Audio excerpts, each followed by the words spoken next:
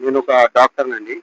ఈరోజు దాదాపు 22 లక్షల మంది రాసే నీట్ పేపర్ ఈ సంవత్సరం లీక్ అవ్వడం జరిగింది. దాంతో మనోవేదనకు గురై దాదాపు 20 మంది విద్యార్థులు ఆత్మహత్య చేసుకోవడం జరిగింది.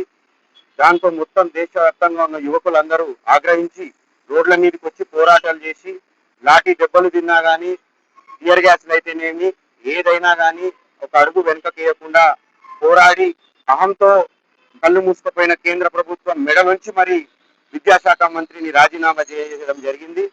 ఇది మనకు ఈ దేశ యువతకు, ఈ దేశ జెన్జీకి ఒక గొప్ప విక్టరీగా ఇది ఉంటుంది. కాబట్టి ఈ పోరాటం ఇది అంతం కాదు, ఇది ప్రారంభం మాత్రమే అని తెలియజేస్తా ఉన్నాము. దీంతో ప్రశ్నించే గళాలు ఎక్కువ అవ్వాలి.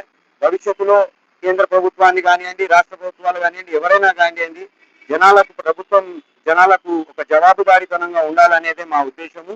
ఈ రోజు మేము ఇక్కడ ఎంతో మంది జెన్జీ వాళ్ళు వచ్చిండ్రు, ఎంతో మంది డాక్టర్లు వచ్చి రావడం జరిగింది, అడ్వకేట్లు వచ్చిండ్రు, పిల్లలు వచ్చిండ్రు, వాళ్ళ తల్లిదండ్రులు వచ్చిండ్రు, చిన్న చిన్న పిల్లలు చాలా మంది రావడం జరిగింది.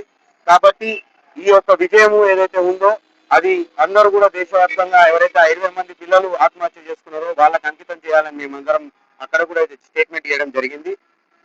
జై హింద్.